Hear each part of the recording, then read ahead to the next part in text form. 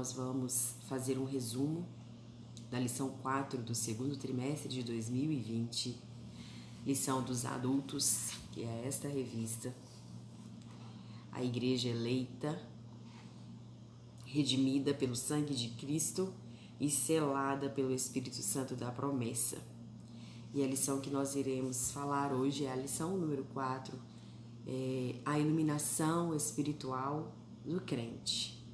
O nosso texto áureo desta lição se encontra em Efésios, no capítulo 1 e o versículo 17, que diz assim: para que o Deus de nosso Senhor Jesus Cristo, o Pai da glória, vos dê em seu conhecimento o espírito de sabedoria e revelação. Nossa verdade prática. A vocação do crente inclui a herança de preciosas riquezas conferidas aos eleitos pela grandeza do poder de Deus. Que maravilha! A nossa leitura bíblica em classe, ela se encontra em Efésios, no capítulo 1, a partir do verso 15 até o verso 23. Pegue sua Bíblia, se você não tem a revista, que você possa ouvir e meditar na palavra. Nós iremos ler bastante referências bíblicas, porque nós sabemos que a palavra do Senhor, ela é a nossa bússola.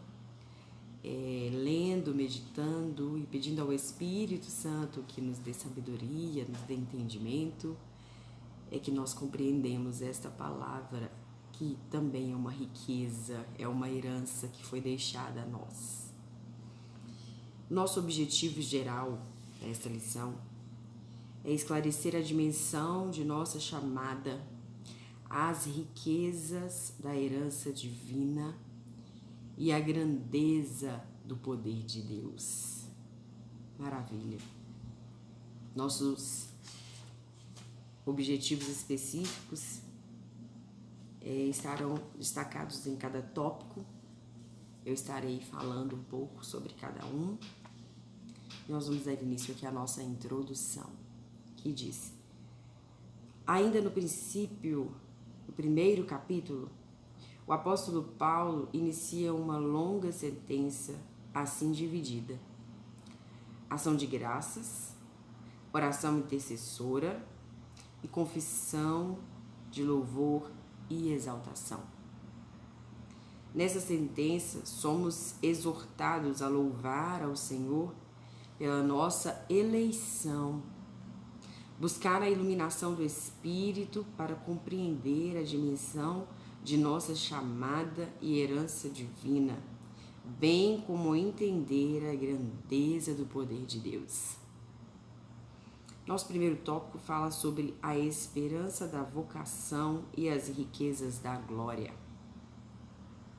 O apóstolo ensina que os salvos precisam ser iluminados para compreenderem quais são a esperança da vocação e as riquezas da glória da sua herança.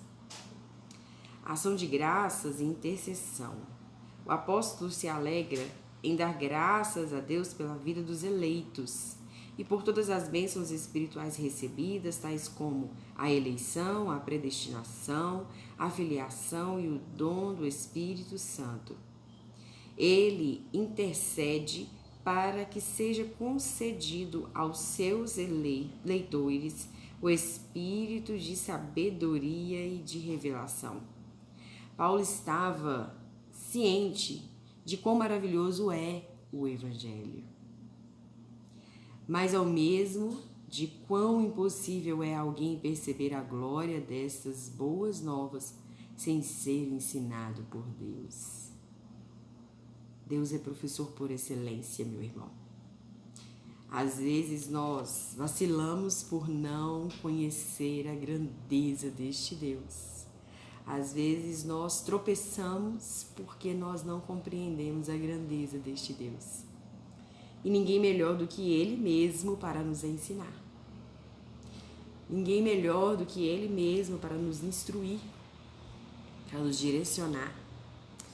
E um conselho que eu te dou hoje, para que você compreenda, entenda, conheça este Deus, Convide o Espírito Santo para estar bem do seu lado, te orientando, te guiando, e você vai ter conhecimento da plenitude deste Deus, da grandeza deste Deus. Ele é soberano, Ele é santo, Ele é bendito, Ele é maravilhoso.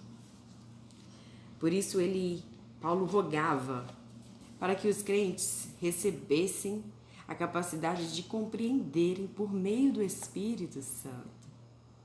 Nós devemos fazer isso pelos nossos irmãos, pela igreja de hoje. Nós estamos passando por tempos difíceis, mas nós temos que nos unir em oração, em intercessão uns pelos outros, clamando ao Espírito Santo que dê sabedoria para os eleitos, para a igreja de Cristo que habita aqui nesta terra. Nós precisamos pedir por meio do Espírito Santo a esperança da chamada, as riquezas da herança e a grandeza do poder de Deus. Em sua petição a Deus, Paulo intercede para que o Espírito Santo ilumine os crentes a fim de saberem qual seja a esperança da sua vocação. Você sabe qual é a esperança da sua vocação? Ou você sabe qual é a sua vocação? Assim, eles seriam capazes de experimentar e conhecer profunda e espiritualmente os privilégios de serem vocacionados. Podemos dizer que tal esperança divide-se em pelo menos 3 aspectos. Abra sua Bíblia em 2 Timóteo, no capítulo 1. Nós vamos ler o versículo 9. Ou seja, uma chamada em que ele teve a iniciativa por meio da eleição em Cristo, da qual fazemos parte. Cristo se entregou por mim, se entregou por você, e por esse motivo nós fomos chamados, nós fomos também eleitos por meio de Cristo. Vamos ler esta referência bíblica em 2 Timóteo, no capítulo 1 e o verso 9. Que nos salvou e chamou com uma santa vocação, não segundo as nossas obras, mas segundo o seu próprio propósito e graça, que nos foi dada em Cristo Jesus, antes dos tempos dos séculos. Meu irmão, minha irmã, você foi chamado por Cristo. Não foi pelos seus próprios desejos. Esse chamado não se dá devido às nossas obras, como diz aqui, não segundo as nossas obras, mas segundo o próprio propósito e graça que nos foi dado através de Cristo. Que maravilha! Se você ainda não compreendeu qual é o seu propósito, se você ainda não compreendeu que você foi chamado, você foi selado, não porque você é merecedor, porque você quer, mas é segundo o propósito do Senhor. E por causa da infinita graça dele. Nós não somos merecedores, mas Cristo se entregou por nós. Ele se deu por mim, ele se deu por você. E nós somos chamados. Nossa vocação é seguir a Cristo e fazer tudo conforme os propósitos que ele já designou para mim e para você. Às vezes ficamos batendo a cabeça, tentando achar algo que seja a nossa vocação. Mas olha, foi antes dos tempos e dos séculos que o Senhor nos chamou e já determinou os nossos propósitos. E tudo na nossa vida tem propósito. Às vezes nós não compreendemos, mas tudo tem propósito. O crente, ele não vive uma vida em vão. Ele vive uma vida de propósito. Ele vive uma vida com propósito. E dando sequência aqui à nossa lição, a chamada abrange serviço e santificação no presente. Precisamos nos santificar. Precisamos ser irrepreensíveis. Isto é, achar-se irrepreensível, viver em comunhão e andar de modo digno. Esse é o papel do cristão. Nós devemos ser irrepreensíveis, viver em comunhão e andar de modo digno. Você foi chamado para isto. Efésios 1, 4. Abra sua Bíblia em Efésios, no capítulo 1, no versículo 4.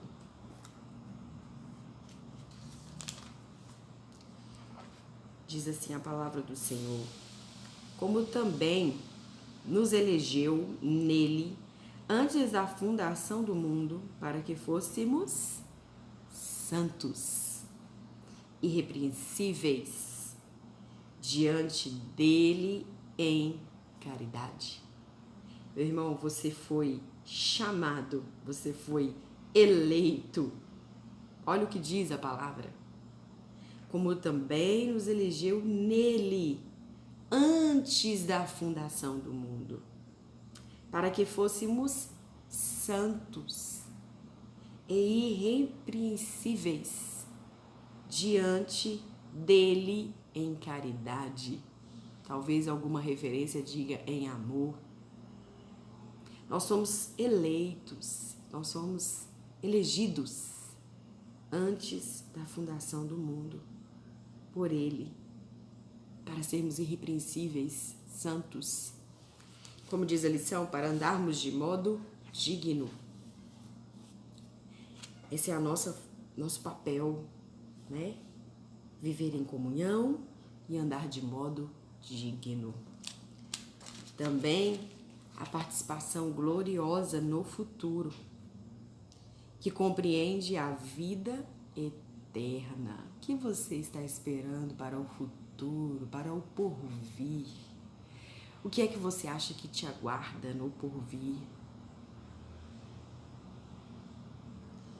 Nós precisamos compreender que a vida eterna e a esperança de conhecer Deus face a face, isso um dia vai acontecer. Eu espero que seja muito breve, porque eu anseio ver a face do meu amado Senhor. Nós o veremos, meu irmão, minha irmã, nós o veremos. Não há tribulação, não há angústia, não há tristeza que nos impeça de vê-lo face a face um dia. Hoje você talvez o ouve, ou talvez só o sente, mas um dia você vai vê-lo, assim como você está me vendo, um dia você o verá, um dia eu o verei. E esta esperança eu guardo no meu coração, guarde no seu coração esta esperança, porque um dia nós o veremos, isto é promessa do Senhor para nós. Abra sua Bíblia em 1 Coríntios, no capítulo 13. Olha o que a Bíblia nos diz no capítulo 13 e o verso 12. Porque agora vemos por espelho em enigma, mas então veremos face a face. Agora conheço em parte, mas então conhecerei como também sou conhecido. Que esperança gloriosa! Hoje eu o conheço de ouvir, hoje eu o conheço de sentir, mas eu ainda não o vi. Mas eu tenho esperança e eu guardo esta fé e esta grande esperança de que um dia eu o verei, eu o conhecerei. Que glória! Que maravilha! É isso que nos aguarda, meu amado e minha amada irmã. É o ver face a face. Hoje nós o conhecemos em parte, mas um dia nós o conheceremos assim, como você está me vendo, você o verá. Guarde esta esperança em seu coração. Não deixe que nada deste mundo te afaste dessa grande esperança. Te afaste da presença deste Deus maravilhoso. Não permita que as aflições, as tristezas, as preocupações te afogue. Creia, como diz a palavra, conhecerei como também sou conhecido. Nós o veremos. As riquezas da glória da sua herança. Na oração, o apóstolo pede para que os crentes entendessem as riquezas da glória da sua herança. A expressão sua herança enfatiza que Deus deu aos seus eleitos. Já o termo riquezas refere-se às maravilhosas bênçãos que acompanham o plano da salvação, tais como o perdão dos pecados, a adoção de filhos e as bênçãos que serão desfrutadas no porvir. Jesus morreu para que os nossos pecados fossem perdoados. Nós não éramos o povo escolhido, mas Jesus se entregou na cruz e nos fez filhos por adoção. Ele se entregou por mim, ele se entregou por você. E o que é que nós estamos dando a ele como gratidão por esse feito tão glorioso, por ele ter nos acolhido como filhos de adoção, por ele ter pago um preço tão alto pelos nossos pecados. E ainda mais, nos dando o direito de, no porvir, desfrutarmos de bênçãos gloriosas, bênçãos maravilhosas. Hoje nós já desfrutamos do cuidado do Senhor. Hoje nós já desfrutamos da presença dele, nós podemos o sentir. Mas, meus irmãos, nós não conseguimos nem mesmo imaginar como vai ser no porvir. Que glória, que maravilha. Quando nós lemos em Apocalipse como será a cidade que nos aguarda, não dá nem para dimensionar a grandeza. Mas é algo muito glorioso que nos aguarda. E nós fomos alcançados por meio de Cristo. Que riqueza gloriosa! Algo que ouro e prata não podem pagar. Riqueza nenhuma deste mundo pode pagar por estas riquezas da glória. Nada pode. Já foi pago pelo sangue de Cristo. Ele já pagou. Como, por exemplo, vermos a Deus, a Cristo e o adorarmos. Adorarmos face a face, como já foi dito, que nós o veremos face a face. Sim, no dia aprazado, os fiéis estarão reunidos nas bodas do Cordeiro. Então, os salvos tomarão posse da herança preparada desde a fundação do mundo. Vamos ficar firmes, meus irmãos, na presença deste Deus. Não vamos nos perder no meio do caminho. Não vamos deixar que as coisas deste mundo nos façam desviar dos propósitos de Deus para as nossas vidas. O que nos espera é tão glorioso. O que nos aguarda é tão maravilhoso. É uma herança que foi preparada desde a fundação do mundo. Mateus 25, 34. Vamos ler. Mateus, capítulo 25 e o verso 34. Então dirá o rei aos que estiverem à sua direita: vinde, benditos de meu Pai, possuí por herança o reino que vos está preparado desde a fundação do mundo. Vinde, benditos. Ah, meu amado irmão, como eu quero ouvir isto. Como a minha alma anseia por este momento. Eu clamo ao Senhor que Ele me dê a graça, através do Espírito Santo, para conhecê-lo cada dia mais. Ter sede cada dia mais da presença dEle, para que quando chegar este dia, eu ouça, como diz aqui em Mateus 25, 34,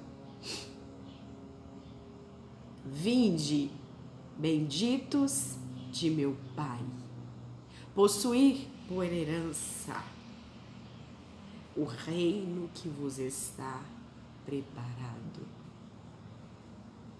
Um reino que ouro, prata, dinheiro nenhum deste mundo pode pagar. E eu aguardo este dia. Você também aguarda este dia. O que nos espera é glorioso. O que nos espera é incomparável. O que nos espera, nossos olhos nunca conseguiram ver. Nossa imaginação acho que não tem capacidade para imaginar quão grande. É glorioso, é maravilhoso. Nós precisamos louvar a Deus pela nossa eleição e ser iluminados para conhecer a esperança do chamado e as riquezas que fazem parte desta herança. Vamos clamar ao Senhor, interceder uns pelos outros, pedir a Deus que desperte a sua igreja na terra, que desperte aqueles que ainda estão adormecidos, estão distraídos. Que o Senhor venha fortalecer, dar graça para que possam ter forças para clamar, para buscar, para adorar. O Senhor requer de mim e de você uma adoração genuína. Uma adoração que não é dividida com nada e com ninguém, mas é exclusiva a Ele. O Senhor requer de nós isto, uma adoração, uma rendição, um derramamento de alma, de espírito, uma entrega de corpo, alma e espírito a Ele. É isso que o Senhor espera de mim e espera de você. A adoração. A oração, muitas das vezes, muitos acham que orar é difícil. Mas desde quando Deus criou o Jardim do Éden, colocou Adão, colocou Eva naquele lugar, a Bíblia nos diz que todos os dias Deus ia até lá para conversar com Adão. A oração é isto, meu amado irmão. A oração é isto, minha amada irmã. É nós convidarmos o nosso Pai Celestial para a chegar a nós e nós conversarmos com Ele. Expor para Ele, às vezes, nossas aflições, nossas angústias. Adorar a Ele, louvar a Ele, engrandecer a Ele por algo que talvez nos concedeu, por um livramento, por uma porta aberta. Às vezes por coisas muito pequenas, mas que você vê que é a mão do Senhor estendida sobre você, te ajudando. E é isso que Deus espera de mim e de você, que todos os dias nós venhamos chamar Ele para perto de nós e que nós venhamos conversar com Ele através da oração. É isso que o Senhor quer de mim, de você. Ele quer ter relacionamento. Você não consegue se relacionar com alguém se você não conversa com este alguém. E esta lição nos mostra que Paulo, ele intercedia e pedia ao Senhor que aqueles fossem despertados a conhecer a Deus, a buscar a Deus. E é isso que eu peço ao Senhor por você e por toda a igreja dele que está aqui na face da terra, que nós venhamos ter este desejo de orar e de interceder uns pelos outros e clamar a Deus, que venhamos conhecê-lo cada dia mais. Porque quanto mais nós conhecemos a Ele, mais parecidos com Ele nós ficamos. Quanto mais nós nos achegamos próximo dele, mais nós queremos imitar a Ele. E na Bíblia diz que nós somos a imagem e semelhança do Senhor. E quanto mais eu o conheço, mais eu me pareço com Ele. Que você possa conhecer a Deus como Ele é, em todos os aspectos. Quem é o Senhor na sua vida? O que Ele pode fazer por você aqui na terra e o que Ele já preparou para você no porvir. Nosso Deus é maravilhoso, santo, bendito. Vamos dar continuidade no segundo tópico sobre excelente grandeza e força do poder divino. O poder divino é imensurável e nada pode detê-lo. Em sua carta, Paulo se esmera no esforço de traduzir a grandiosidade e a eficácia deste poder que opera em favor dos crentes. A sobreexcelente grandeza do seu poder. O apóstolo orou para que os salvos pudessem entender a sobreexcelente grandeza do poder de Deus.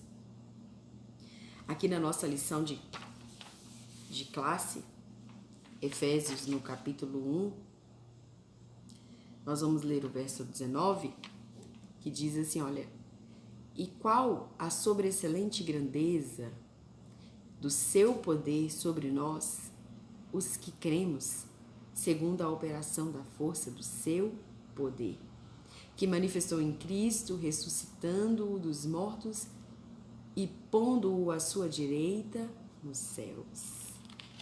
Glória a Deus. Jesus morreu, mas Ele ressuscitou. Ele está vivo. Ele é maravilhoso. Ele é santo. Ele ressuscitou dos mortos e hoje Ele está à direita do Pai. Ele está aguardando o momento e a hora certa para vir buscar a tua igreja, para vir me buscar, para vir te buscar. E nós precisamos de compreender essa grandiosidade. Perceba que a palavra sobreexcelente é traduzida no grego, que na forma adjetiva significa extraordinário. Já a expressão seguinte, mégitos, grandeza, objetiva, enaltecer a magnitude do poder de Deus, que a tudo sobrepuja. O poder de Deus é sobre tudo, sobre todos. O nosso Deus, Ele é grande, Ele é tremendo, Ele é soberano. Ele é fora de medida. Não tem como medir ao Senhor. Não tem como medir a grandeza deste Deus. É infinito. É glorioso. É tremendo. Logo, a repetição desses termos indica que Apenas o maior de todos os poderes é capaz de realizar a transformação e a salvação do homem. Quantas vezes nós, às vezes, temos um familiar ou um conhecido, alguém que a gente olha e fala, para este não tem jeito. Para esta pessoa não tem saída. Mas o nosso Deus, ele é tão grande, ele é tão poderoso, ele é tão maravilhoso, que ele pega aquele homem, aquela mulher que se encontra no lamaçal, que já está condenado pelo mundo, e ele vai lá com seu amor e com seu poder, e ele transforma, ele salva, ele faz aquela pessoa se transformar da água para o vinho. Isso é o poder de Deus, que penetra dentro da alma, do coração, da mente e faz uma transformação. O nosso Deus, ele é maravilhoso. Nós não somos dignos da grandeza deste Deus, nós não somos dignos, mas ele é tão grande em misericórdia, em poder, em graça, que ele vem até nós e nos ama de tal maneira inexplicável. Às vezes quando somos rejeitados pelo mundo, mas ele nos abraça, ele nos ama e ele transforma o caráter, ele transforma a pessoa de dentro para fora e faz de um homem que estava num abismo um grande homem. Faz de uma mulher que não tinha valor nenhum uma grande mulher. Vamos ler 2 Coríntios, no capítulo 4 e o verso 7. 2 Coríntios, capítulo 4, verso 7. Temos, porém, este tesouro em vasos de barro, para que a excelência do poder seja de Deus e não de nós. Aquele que acha que ele é melhor do que os outros, o chamado dele é um chamado específico, é algo diferente. Ele está equivocado. Sabe por quê? Somos todos iguais. Fomos todos chamados pelo mesmo Deus. Talvez eu tenha um propósito a ser seguido, talvez você tenha outro propósito a ser seguido. Mas isso não quer dizer que o propósito que Deus tem na minha vida é superior ao propósito que Ele tem na sua vida. Porque quem opera em mim e quem opera em você é Deus. De nós mesmos nós não somos nada, nós não podemos nada, nós não somos nada, nós não fazemos nada.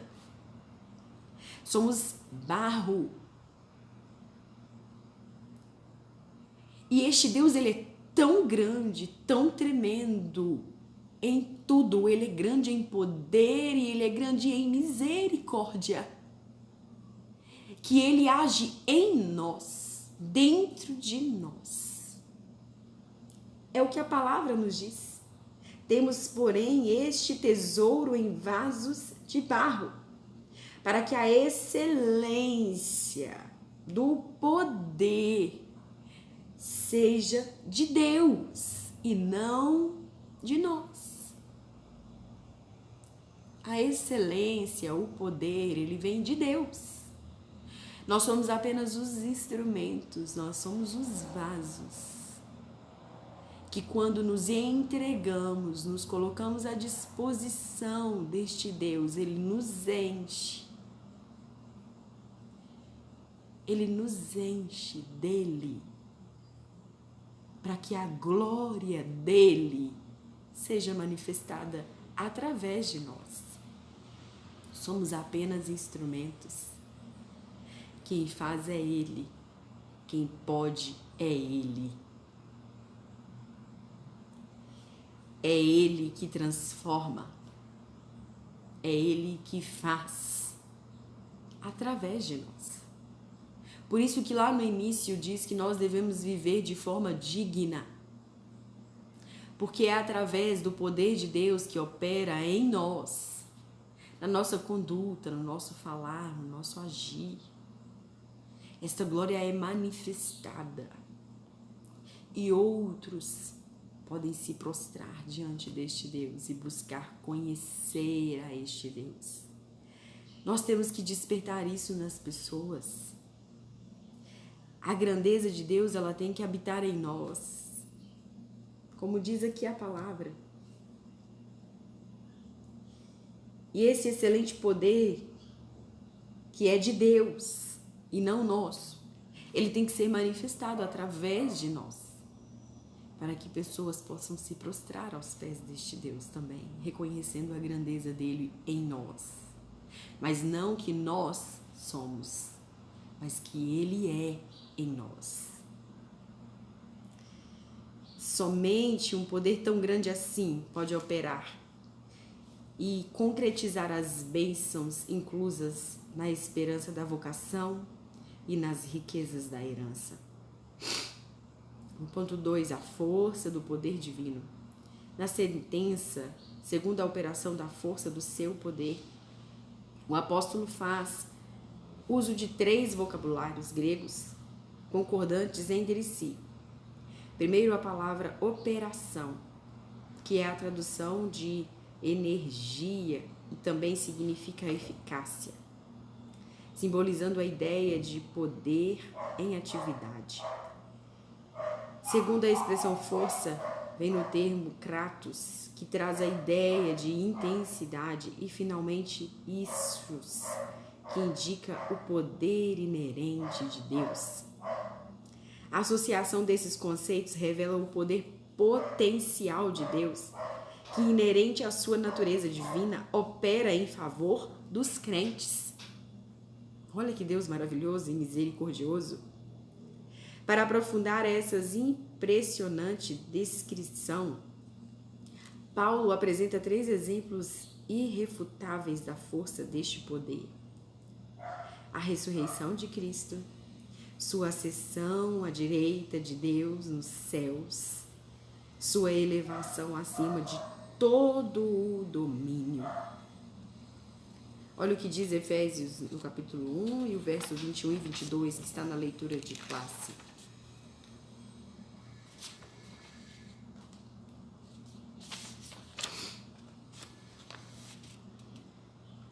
Acima de todo principado e poder e potestade e domínio e de... O nosso Deus, ele é e ele está acima de tudo e de todos. Nosso terceiro tópico, ele fala sobre Cristo, nosso exemplo de exaltação.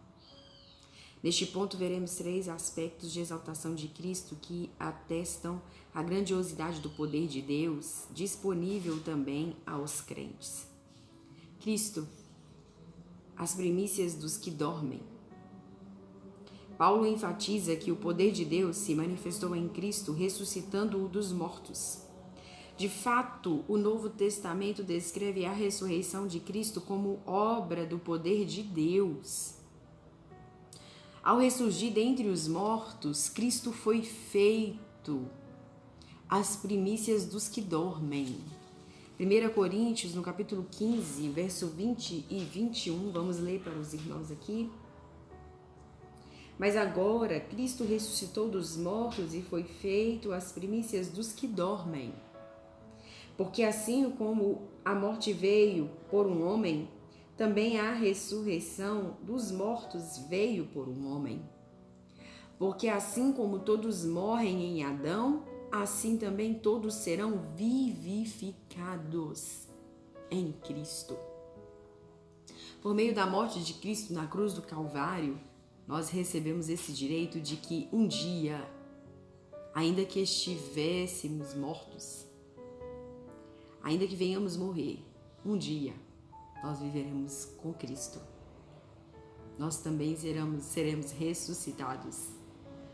Seremos levados a Ele, a glória.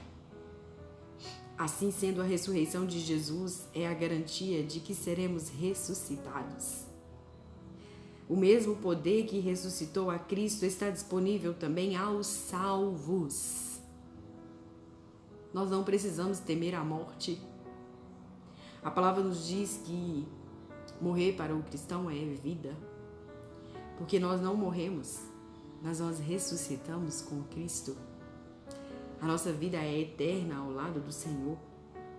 Desse modo, os crentes vencerão a morte e se erguerão gloriosamente de seus sepulcros para reinarem com Cristo eternamente.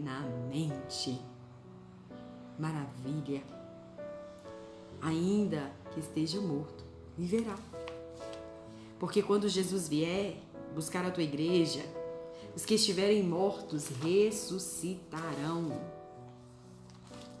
Os que já estiverem mortos ressuscitarão. Oh, maravilha!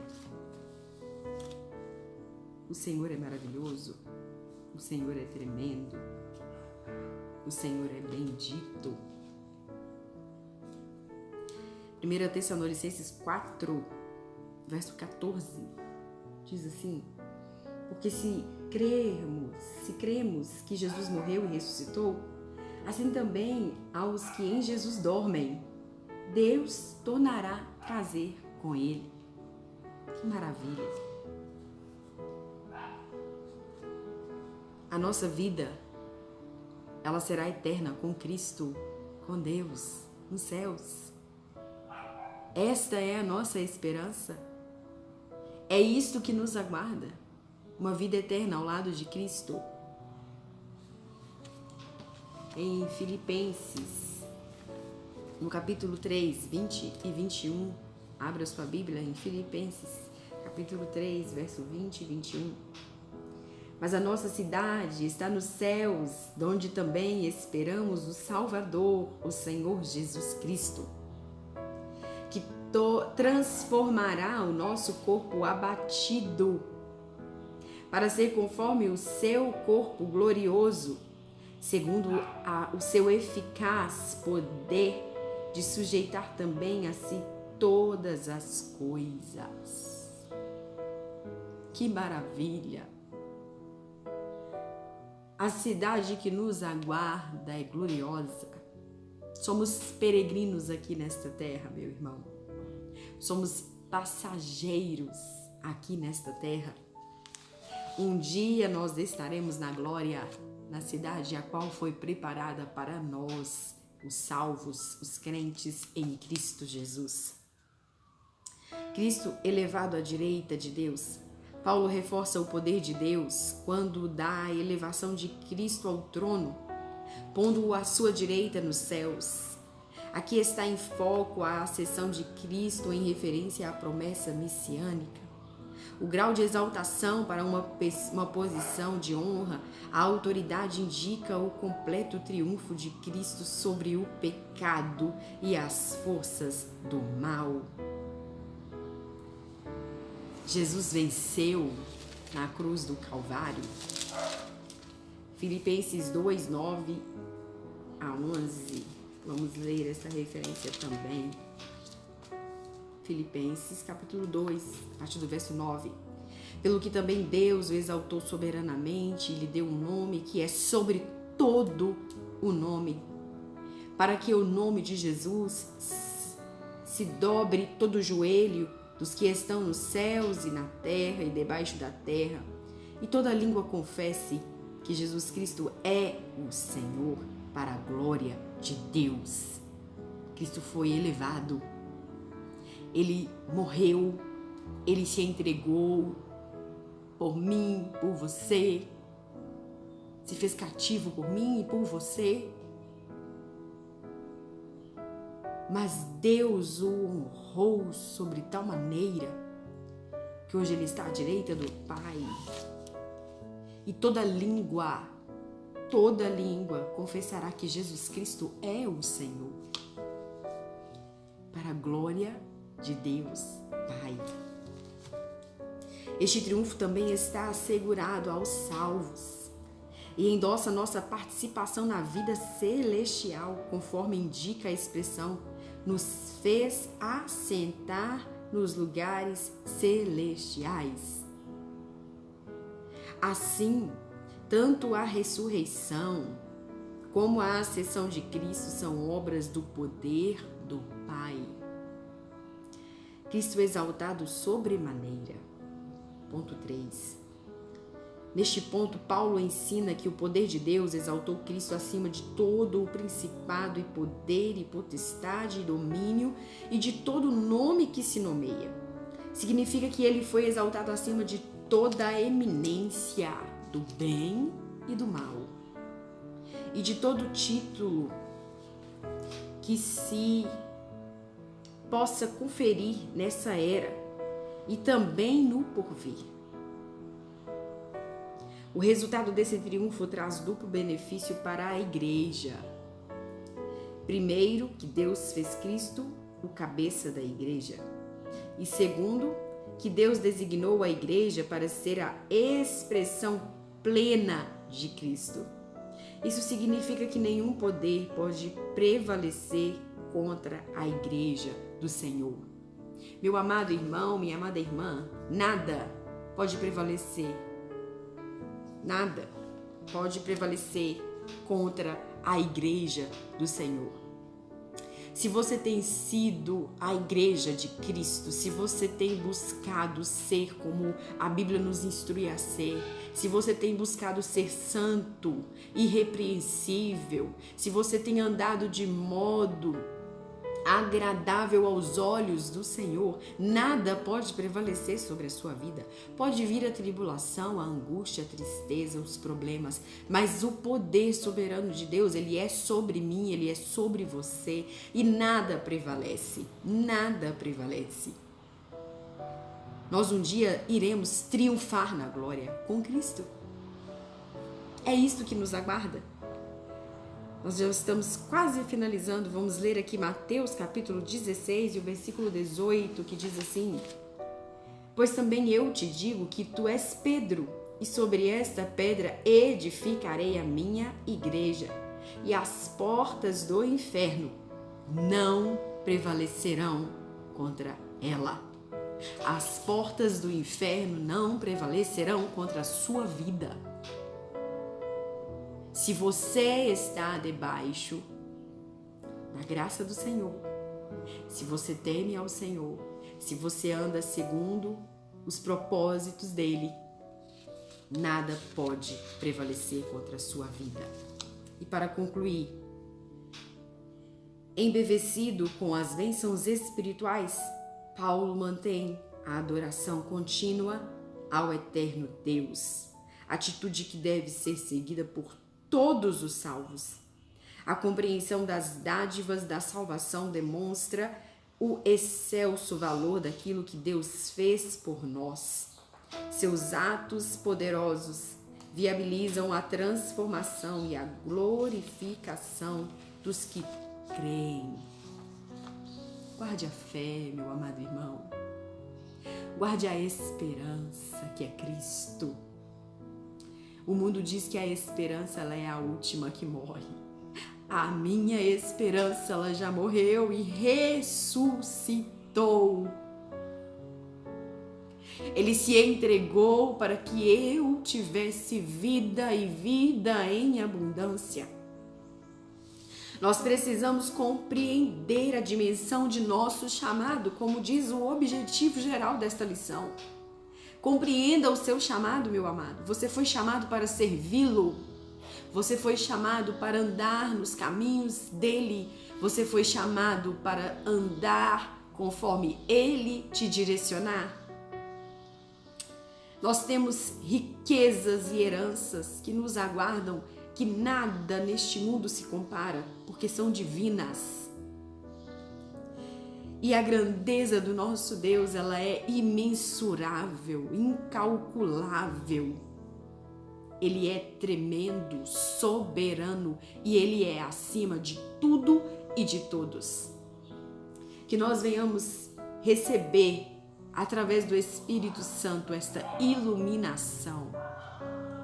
Eu te convido a orar, meu amado e minha amada irmã, pedindo ao Senhor sabedoria, discernimento, entendimento.